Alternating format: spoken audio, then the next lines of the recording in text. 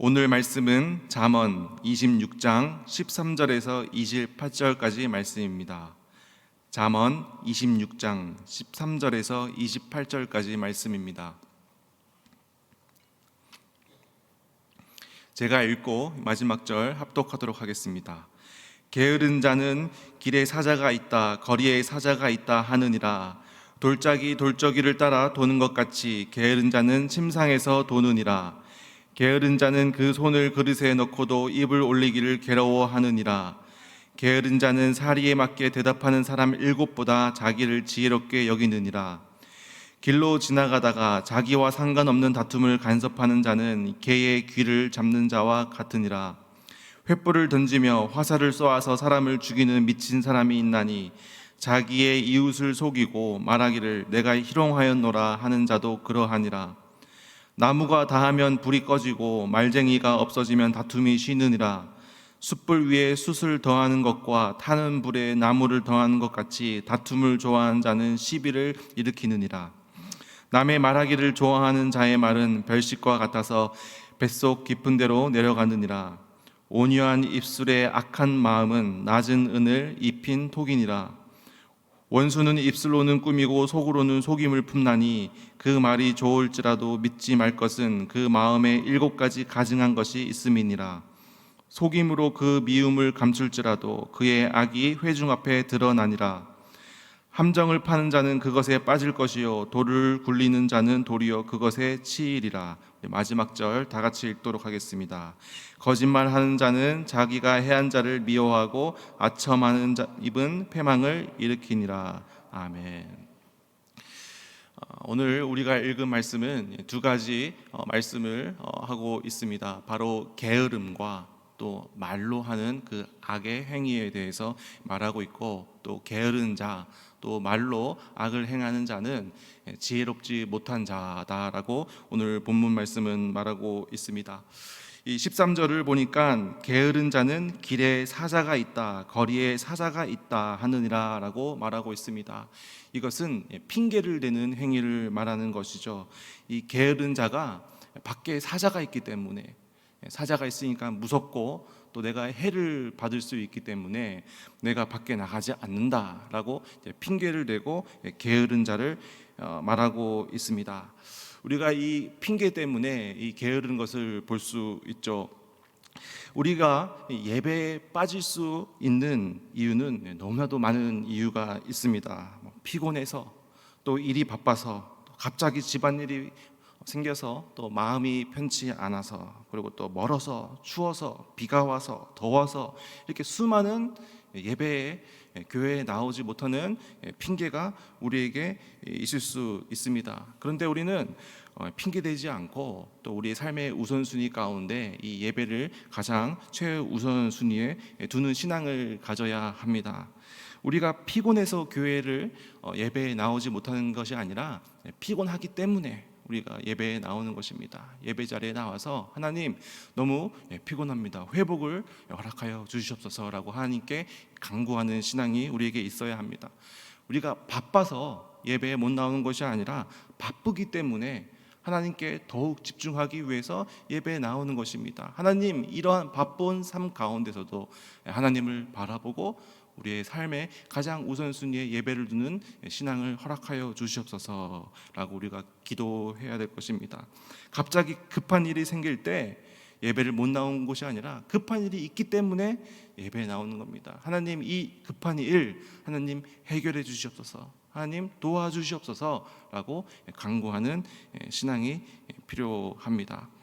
바쁠수록 돌아가라는 말이 있듯이 우리는 바쁠수록 기도하면서 나아가야 합니다.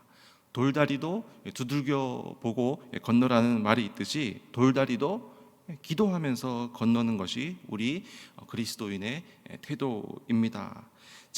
진리보다 중요한 것은 없습니다. 예배보다 중요한 것은 없습니다. 우리가 핑계대지 않고 게으르지 않고 하나님께 나아가는 저희들 되었으면 좋겠습니다. 삶의 우선순위를 예배에 두는 것이 지혜자입니다. 게으른 자는 밖에 사자가 있다라고 핑계를 대면서 나아갑니다. 하지만 우리는 밖에 사자가 있기 때문에 우리는 나아가야 합니다라고 고백하는 게으르지 않고 성실한 삶을 살아가는 저희들 되었으면 좋겠습니다. 14절 제가 읽겠습니다. 문짝이 돌적이를 따라 도는 것 같이 게으른 자는 침상에서 도느니라. 이 게으른 자는 밖에 나가지 않고 침상에서 계속 돌고 머문다라고 성경은 말하고 있습니다. 많은 의사가 이 게으름도 질병이다라고 이렇게 말을 합니다. 이 질병이라는 의미는 치료가 필요하다라는 것이겠죠. 이 게으름도 의지를 가지고 나아가고 이겨내고 치료를 받아야 되는 것이라는 것입니다. 게으름도 너무나도 강한 중독성을 가지고 있습니다. 우리가 아침에 일어날 때 5분만 더 자자, 5분만 더 자자 계속해서 중독적으로 우리에게 다가오지 않습니까? 스스로 멈추지 못하고 한 번 더, 한 번 더 이런 게으름은 중독성을 가지고 있습니다. 그리고 이 게으름은 많은 불순물들을 남깁니다. 이 게으름을 통해서 의지가 약해지거나 또 쉽게 포기한다거나 아니면 미룬다거나 낙담하거나 또 이런 것들이 계속되면 또 이 게으름을 통해서 우울감까지 우리에게 다가오게 됩니다. 그리고 이것이 습관화가 되고 그리고 뇌 구조와 몸이 그렇게 게으른 것으로 변해 간다라는 것입니다. 고착되어져 갑니다. 요즘 우리 사회에 큰 사회 문제 중에 하나가 히키코모리, 즉 집 밖으로 나아가지 않는 그런 사람들, 특별히 19세에서 34세 청년들 가운데 우리나라에 놀라지 마시길 바랍니다. 54만 명입니다. 대한민국 청년의 5%가 지금 밖에 나가지 않고 집 안에만 있다라고 집계되고 있습니다. 너무나도 큰 숫자 아니겠습니까? 물론 이 청년들이 게을러서 나아가지 않는 것은 아닐 겁니다. 뭐 취업난이라든지 또 관계적인 어려움, 또 큰 상처, 또 여러 가지 일 때문에 밖에 못 나가는 것은 아니지만 결국은 이러한 혼자서 집에 있는 것, 이런 것들이 게으름이 되고 또 이러한 게으름이 결국은 밖에 나가는 것이 두려워지는 이런 결과를 낳게 된다는 것입니다. 성경에서는 이 침상에서 나오려고 하지 않는 자, 편안한 것만 취하는 자, 내가 원하는 것만 취하는 자를 경계합니다. 그래서 우리는 또 성실한 모습으로 우리가 또 나아가서 하나님께서 우리에게 맡겨주신 일들, 또 가정과 또 직장, 또 이런 것들에도 충성적으로 성실함으로 나아가야 할 줄을 믿습니다. 15절을 보니까 게으른 자는 그 손을 그릇에 넣고도 입으로 올리기를 괴로워한다라고 이야기하고 있습니다. 얼마나 우스운 일입니까? 손에 그릇을 넣고 이것을 입에 넣는 것도 괴로워하는 이러한 극단적인 게으름을 성경은 해학적으로 표현하고 있습니다. 게으르기 때문에 너무나도 쉽게 포기해버리고 끈기가 없는 그런 모습을 비판하고 있습니다. 예배도 마찬가지인 것 같습니다. 우리의 신앙생활도 마찬가지인 것 같습니다. 우리가 너무나도 이 게으른 신앙을 추구하고 있지 않나라는 이런 생각을 하게 됩니다. 신앙생활을 하는데 누군가가 떠먹여 주기만을 바라는 신앙은 게으른 신앙입니다. 교회가 다 모든 것을 해주기를 원하는 신앙은 게으른 신앙입니다. 없다고 또 교회가 안 해준다고 불평불만하는 것이 아니라 내가 교회가 필요한 것을 찾고 그것을 헌신하는 마음으로 또 공동체를 사랑하는 마음으로 섬기고 또 필요한 것이 있으면 요청하고 서로 나누고 이렇게 능동적이고 적극적인 신앙이 건강한 신앙생활이라는 것입니다. 필요하면 내가 시간과 물질을 헌신해서 공동체를 세우고 또 이런 신앙생활하는 사람들은 그 기쁨을 알고 있습니다. 내가 시간과 물질을 헌신하는 것 같지만 알고 보면 그것을 통해서 더욱더 큰 은혜와 유익을 누리고 그것을 하나님께로부터 경험하고 받게 된다는 사실을 알고 있죠. 그래서 기쁨으로 교회를 섬기게 됩니다. 우리도 이런 신앙생활을 가지기를 원합니다. 불평불만을 할 것이 아니라 우리가 적극적으로 능동적으로 교회를 섬기고 세우고 품는 우리의 신앙생활이 중요합니다. 계속해서 16절을 보겠습니다. 게으른 자는 사리에 맞게 대답하는 사람 일곱보다 자기를 지혜롭게 여기느니라. 일곱은 완전 무한수, 완전함을 뜻하는 단어입니다. 진짜 문제는 이러한 게으른 사람들이 자기를 지혜롭다고 여기는 것입니다. 완전에 가까운 판단력을 가진 이 지혜로운 사람의 조언을 듣기보다 자기의 말이 맞다라고 우기는 모습입니다. 지혜로운 것을 오히려 어리석은 일이라고 비꼬는 이런 태도를 성경은 비판하고 있습니다. 열심히 교회를 섬기는 사람들, 이런 성도님들을 격려하고 도와주고 기도해 줘야 되는데 뭘 그렇게 열심히 하냐, 너가 꼭 그렇게 안 해도 다 알아서 하게 돼 있어, 이런 식으로 지혜로운 사람들을 비꼬고 비판하는 모습을 우리는 멀리해야 합니다. 주차 봉사나 식당 봉사나 이 보이지 않는 곳에서 열심히 묵묵히 교회를 섬기는 성도들에게 이런 거 해봤자 알아주는 사람 한 명도 없어, 이렇게 위해주지 못하는 이러한 이 태도를 성경은 비판하고 있습니다. 그래서 이러한 게으른 자들은 보이는 곳에서 또 쉬운 일, 또 시간과 물질을 굳이 쓰지 않아도 되는 일, 그리고 내가 손해보지 않은 일만 골라서 취하게 되죠. 우리는 그렇게 하는 것이 아니라, 누가 알아주는 것이 아니라 하나님의 영광을 위해서 교회를 섬기는 마음으로 묵묵히 충성스럽게 나아가야 합니다. 이것이 지혜자의 태도이자 모습입니다. 그래서 이렇게 지금까지 성경은 이 게으름에 대해서 비판을 하고 있습니다. 그래서 우리도 성실한 마음과 성실한 모습으로 나아갔으면 좋겠습니다. 그 다음은 이 말의 중요성에 대해서 오늘 본문 말씀은 계속 이야기하고 있습니다. 17절을 보니까 길로 지나가다가 자기와 상관없는 다툼을 간섭하는 자는 개의 귀를 잡는 것과 같다라고 성경은 말하고 있습니다. 개의 귀를 왜 잡습니까? 개의 귀를 잡지 않죠. 개의 귀를 잡는다는 것은 굉장히 위험하고 또 굉장히 어리석은 짓입니다. 개가 화가 나서 물수가 있죠. 돌발적이고 위험한 행동을 말하고 있습니다. 여기서 지나가다가 자신과 상관없는 다툼을 간섭하는 자는, 이 간섭하다라는 뜻은 격노하다, 흥분하다라는 뜻을 말하고 있습니다. 그래서 말로 인해서 다른 사람을 흥분하게 하고 경록해 하는 행위, 이것은 개의 귀를 잡는 것, 위험을 자초하는 일이다라고 성경은 말하고 있습니다. 법적 분쟁이든 또 일반적인 싸움이든 끼어들어서 간섭하고 거들먹거리고 말로 분노케 하는 자를 성경에서는 지혜롭지 못한 자, 신중하지 못한 자라고 말하고 있습니다. 물론 우리가 불의를 보면 우리가 적극적으로 도와야 합니다. 그러나 차분하고 지혜로운 방법으로 우리가 그러한 불의를 얼마든지 돕고 대처할 수 있습니다. 그리스도인이라면 이러한 다툼과 분쟁을 그치게 하는 평화의 사도가 되어야 합니다. 자신의 의견이나 자신의 뜻을 지혜로운 방법으로 또 선한 말로 표현할 수 있는 것도 너무나도 중요합니다. 그러나 중요한 사실은 그 분쟁에 개입할 때에 흥분하거나 격노한 상태에서 개입하면 지혜롭지 못한 태도다라고 성경은 말을 하고 있습니다. 18절과 19절을 제가 읽어보겠습니다.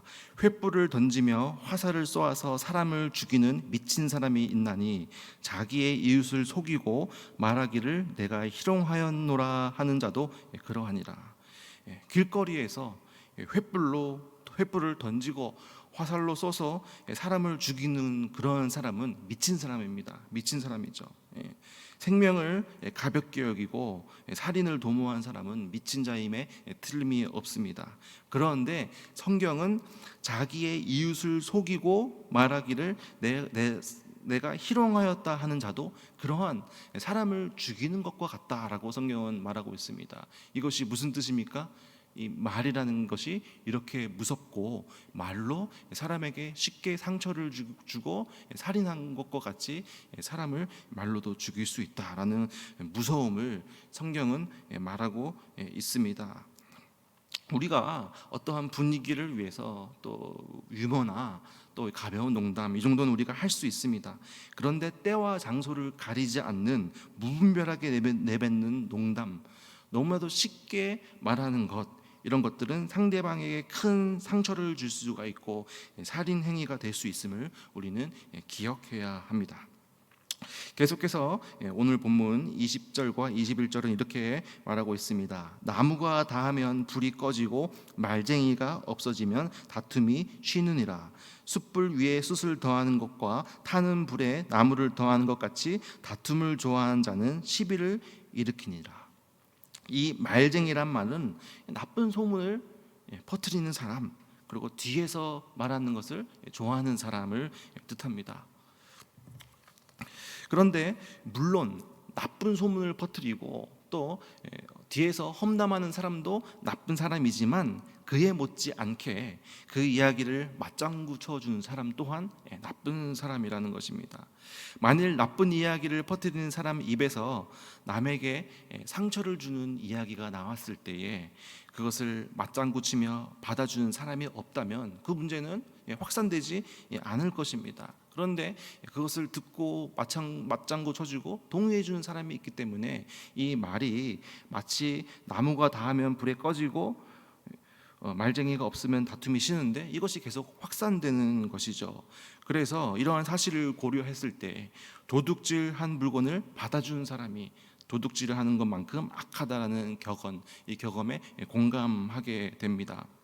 그리고 계속해서 21절은 나쁜 소문을 퍼뜨리는 자와 분쟁의 관계는 땔감과 불의 관계로 비유되고 있는데 말을 통해 분쟁이 더욱더 커지는 것을 볼 수 있습니다. 그래서 이 다툼 가운데 때로는 침묵이 좋게 상황을 완화시켜 줄 수도 있고 또 우리가 이 다툼과 분쟁과 서로의 싸움 가운데 상대방의 말을 들어주려고 하는 이 태도가 오히려 이 상황을 완화시키는 데 도움이 될 수 있다라고 성경은 조언을 하고 있습니다. 계속해서 22절입니다. 남의 말하기를 좋아하는 자의 말은 별식과 같아서 뱃속 깊은 데로 내려가느니라. 이 별식이라는 것은 좋은 음식이죠. 한입거리 맛있는 음식을 말하고 있는데 이렇게 나쁜 소문을 퍼뜨리는 자의 말을 별식이라고 성경은 말하고 있습니다. 너무 쉽게 말을 할 수 있다는 것이죠. 이 말을 한다는 것은 너무나도 쉽습니다. 행동이 어려운 것이지 이 말은 굉장히 쉽죠. 그런데 남의 말을 하는 것, 나쁜 소문을 퍼뜨리는 것은 이렇게 쉬운 일인데 이 뱃속 깊은 곳으로 내려가서 큰 상처를 남길 수 있다는 것입니다. 우리가 쉽게 내뱉는 말을 통해서 아까 성경에서 말한 것 같이 큰 상처로 남을 수 있다는 것입니다. 말은 하기에 너무나도 쉽지만 그것을 주워 담기는 너무나도 힘이 듭니다. 말 한마디로 천년빛 갚는다는 이 말도 있지만 이 말 한마디로 또 인생을 패망하는 경우도 있을 수 있죠. 그래서 항상 말을 가려서 신중하게 해야 합니다. 계속해서 23절을 보니까 온유한 입술에 악한 마음은 낮은 은을 입힌 톡이다라고 성경은 말하고 있습니다. 온유한 입술, 말로는 따뜻하고 또 선하고 좋은 말을 하고 있지만 그 진짜 마음은 악한 마음을 가진 것, 이것을 성경에서는 지혜롭지 못한 것, 악이라고 성경은 말을 하고 있죠. 토기가 있는데 너무나도 좋은 토기가 있습니다. 가치가 있는 토기가 있는데 그 토기 위에다가 질이 낮은 그런 은을 입히면 그 토기의 가치는 떨어지게 되죠. 마찬가지입니다. 우리의 말도 정말 선한 말을 하지만 그 마음 가운데 중심 가운데 악이 있다면 그것은 위선일 뿐이다라는 것입니다. 그래서 우리는 마음 또한 우리가 잘 선한 마음을 품도록 다스려야 합니다. 26절과 27절을 제가 읽겠습니다. 속임으로 그 미움을 감출지라도 그의 악이 회중 앞에 드러나느니라. 함정을 파는 자는 그것에 빠질 것이요 돌을 굴린 자는 도리어 그것에 치이느니라. 다른 사람을 속이고 모함하고 험담하는 것은 처음에는 쥐도 새도 없이 진행될 수 있으나 시일이 되면 결국은 그 흑막이 드러나고 벗겨지기 마련이다라는 것입니다. 말뿐만 아니라 우리 죄도 마찬가지입니다. 우리가 마지막 날에 있을 그 심판의 때에 우리의 모든 죄가 다 하나도 남김없이 폭로되고 드러날 것입니다. 그래서 우리의 삶이 항상 거룩한 삶을 살기 위해서 또 죄와 몸부림치면서 싸워나가는 그러한 삶을 우리가 살아내야 합니다.